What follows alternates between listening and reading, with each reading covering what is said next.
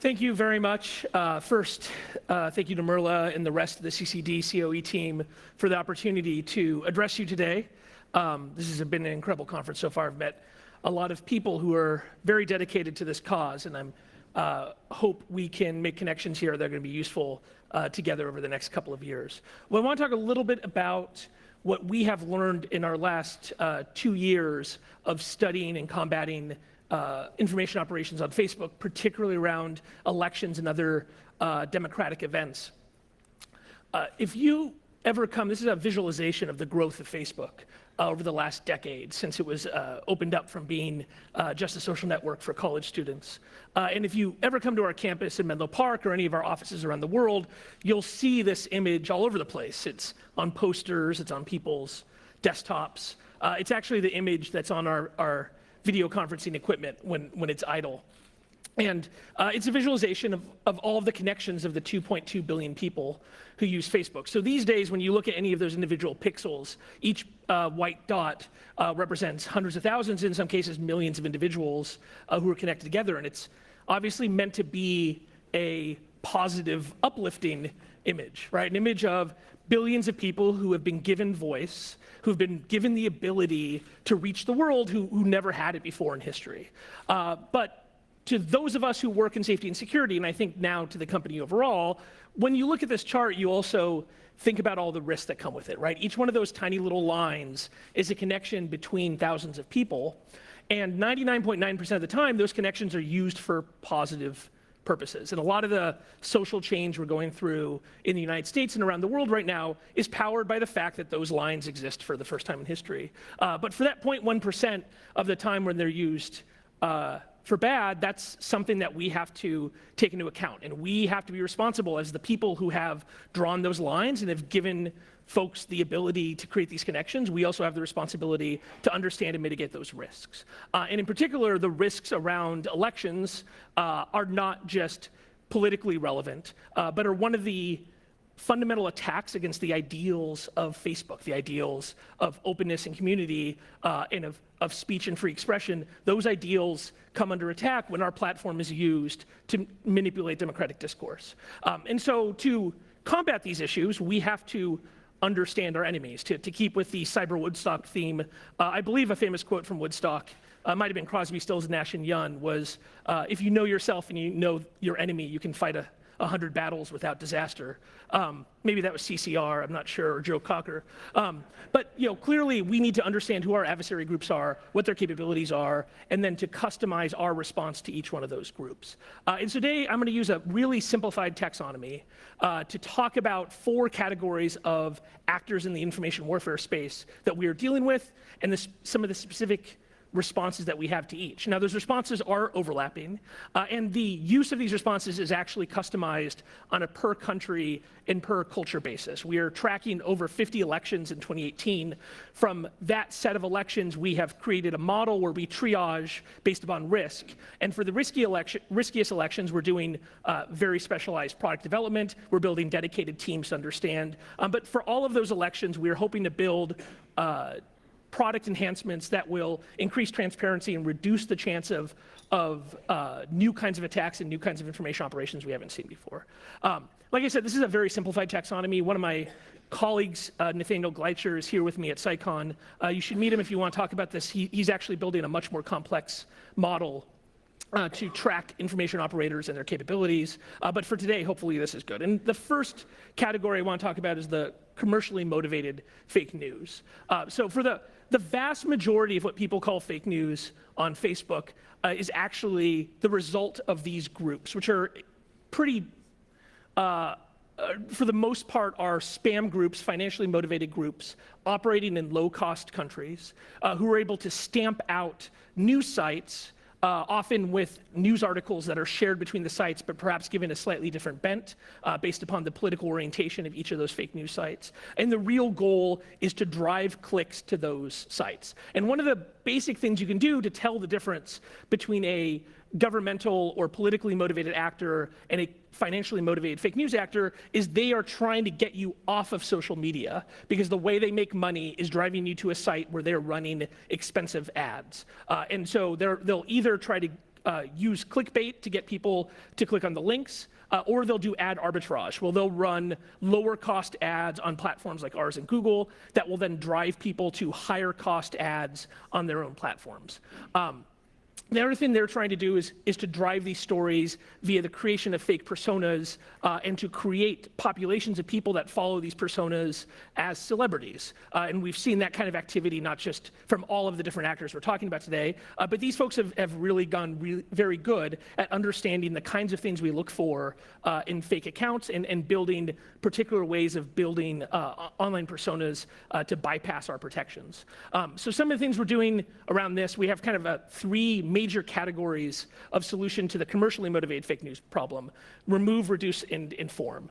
So we have updated our content policies and our authenticity policies. As you know, many of you know, Facebook, our main Facebook platform, has policies around the authenticity of accounts, that accounts need to be tied to your real life identity, not necessarily your legal name, but we want people to have one Facebook account and that account to be tied to their identity. And so those authenticity policies and the policies of what we consider kind of coordinated and authentic activity have been updated, and we are enforcing those against these accounts. We're reducing their ability to drive clickbait through changes to the algorithms in the news feed that surface this information to people. Those changes are content neutral, so we're trying very hard to not make content judgments of whether something is a fake news article or not, but to look to metadata around the people who have created the accounts, the news site that's running it, whether it has indicators of being a long-established, trustworthy site, or if it's something that was set up in the last 10 days, as well as the activity of how people interact with these news articles to determine whether they're clickbaity and whether they should be downranked in the newsfeed. And then in situations when there's actually a dispute, a factual dispute, we have relationships in a number of countries with third-party fact-checking organizations where they see a dashboard of the stories that are now trending, that are becoming very popular in that region, and that have been disputed, where they can add context that is attached, and that multiple articles will run side by side when seen by users in that context. The next category is the category we're talking a lot about today at CyCon, which are foreign influence operators. And for today, we're going to divide these up into two subcategories. The first is the information operators who work side by side with traditional offensive cyber network operations, so traditional hacking. In this case, our example is DC Leaks, which we discovered in 2016, a number of personas behind the DC Leaks persona that we attributed to being run by APT28 and a related group who also works for GRU. And we shut down these accounts and reported this data out to the US government during the 2016 elections. What they are trying to do is obviously influence the information sphere in a foreign country, but to do so by creating news stories that then they can amplify via other means. So these operators do not want their fingerprints directly on the stories. They don't want the story to be coming from DC Leaks. What they wanted to do was to use CNO to steal information, in this case, the Podesta emails, the DNC emails, and then use that stolen information to power the creation of narratives that would be irresistible to the press. And so from our perspective, the way this looks is that they run a front organization like DC Leaks, but then they create a bunch of human-looking, realistic accounts behind it that are pretending to be the people who power this shadowy, up to this point, unknown organization, who reach out directly to journalists and push stories with journalists along with leak information. And this was highly effective. A number of legitimate news organizations wrote the stories that the GRU wanted them to write. And then once those stories were written and injected into the information sphere, they could be amplified and multiplied by fake accounts and a variety of other means. The other major category of information operators are the ones who are only operate in the information sphere and do not have any offensive capability. For us at Facebook, the one we've talked about a lot is the one that President Ilves talked about, the Internet Research Agency and its associated groups in St. Petersburg, Russia.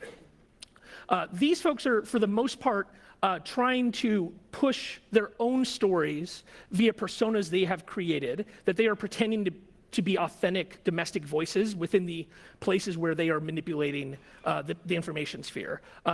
As President Ilves talked about, what we saw here was less of creation of what you traditionally call fake news. They weren't talking about actual substantive facts or falsifiable facts. What they are trying to do is push narratives that are highly, highly divisive, in some cases referencing narratives from two different chains that were opposing each other. In one case, pro-police groups and pro-Black Lives Matter groups, creating these two different voices, opposing voices, referencing each other and trying to drive division in US society as well as in some other countries. Their goal is to create audiences that then they can push these memes and these stories to, and then to have that audience multiply it for them by resharing over and over again. And so, as many of you know, last year we announced that we had found advertising by the Internet Research Agency. The advertising itself was relatively small, something like 3,000 ads. Those ads were run in support of the 80,000 pieces of content they created elsewhere. And the goal of the ads was not really to push the stories. The goal of the ads was to find people that would agree with them, who would join these pages, who would follow these personas that they believed were legitimate American personas, so then they could push the content for free. And so in this case, advertising is a tool for lead generation and audience generation, less of a tool for actual direct manipulation. So for both of these categories of actors, we have a number of solutions we're pushing. I think the biggest thing we're doing overall in all of our products is bringing an unprecedented amount of ad and page transparency. So this means that all political advertisements run on Facebook, whether those are advertisements directly for campaigns or topics, or more generally about any kind of politically divisive topic, are going to have new strict standards that you have to match before you run them. So you're going to have to prove your physical location. We're requiring government ID that varies per region. And that information will be necessary to prove that you're within the region where that ad is running, and that information will be exposed to under each ad. When you see those ads, you'll be able to see all of the ads run by any specific organization.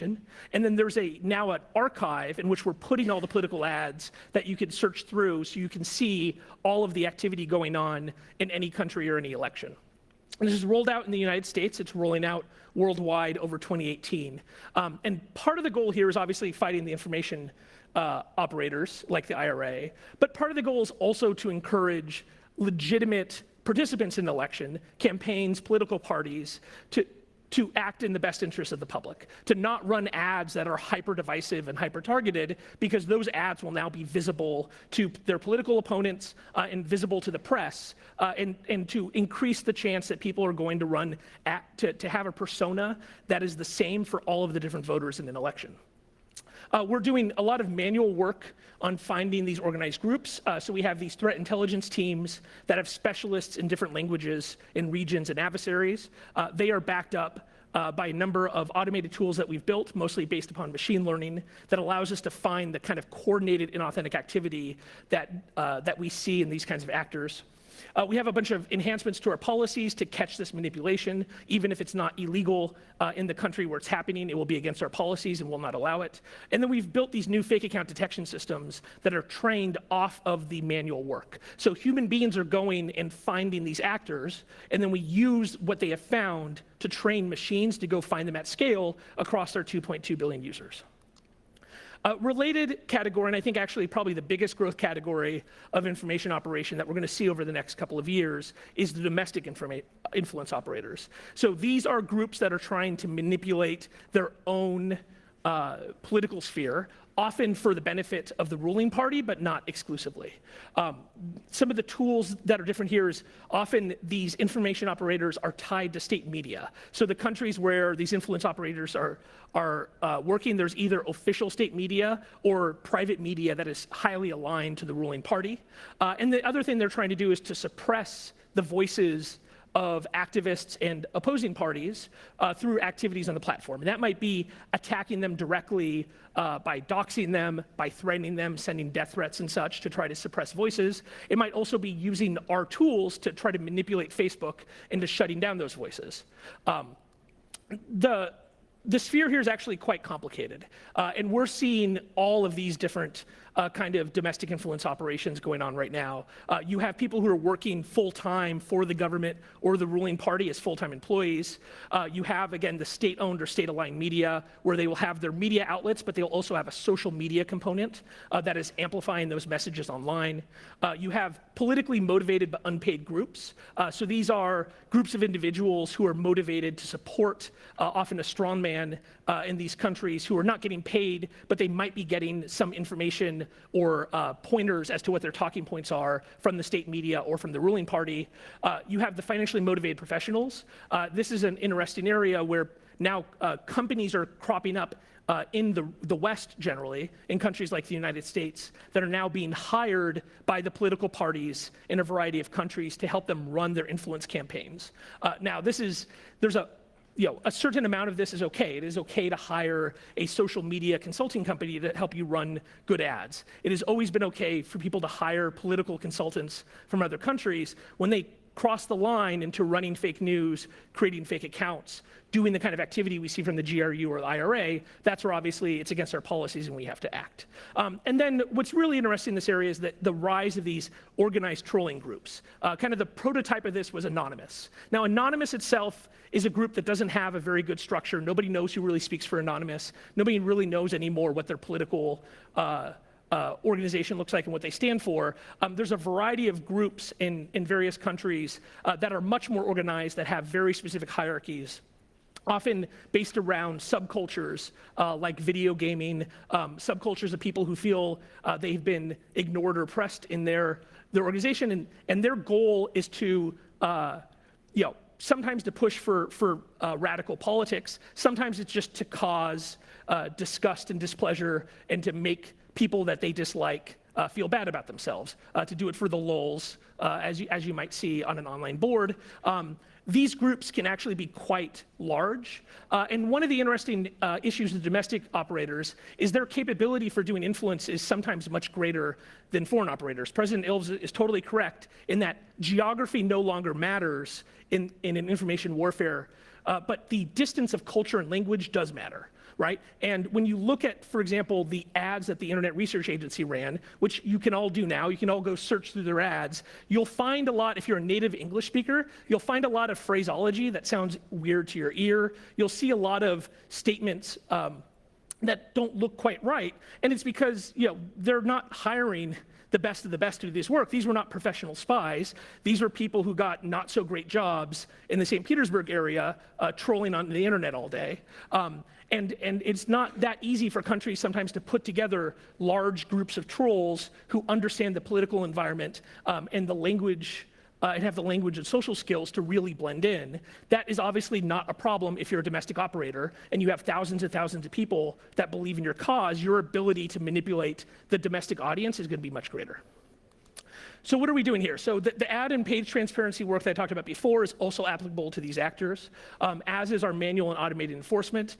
This is a representation of a recent European election of real fake news groups that we found and shut down by using clustering analysis, where we were able to tell that these were not actually independent human beings, but were fake personas being run by a relatively small number of people who were then running dozens and dozens of pages that would post thousands and thousands of pieces of content. One of the things we have to do specifically in this area is we have to be very careful not to be manipulated. And so we're doing a lot of work to find and understand when there's organized reporting and flagging of content so that our rules, our content policies can't be used as a weapon against activists and against parties. We're also trying to build relationships in countries with NGOs, activists, human rights groups, so that we can be better at understanding soon in an election cycle when something like this is happening and reacting very, very quickly. And then the last category of people that interact with all these kinds of operations are the individual participants, people who are unknowing partners to information operations. These people are usually motivated by legitimately held beliefs, although they might also be trolls who want to cause kind of discomfort. And the way they react and they interact with this content is they aggressively reshare it. They might politically intimidate people who disagree with the line that they're pushing. They might copy and paste content over and over again, which is a difficulty for us because that we'll sometimes break the link that we have to see where that content comes from, to be able to track it back to its source.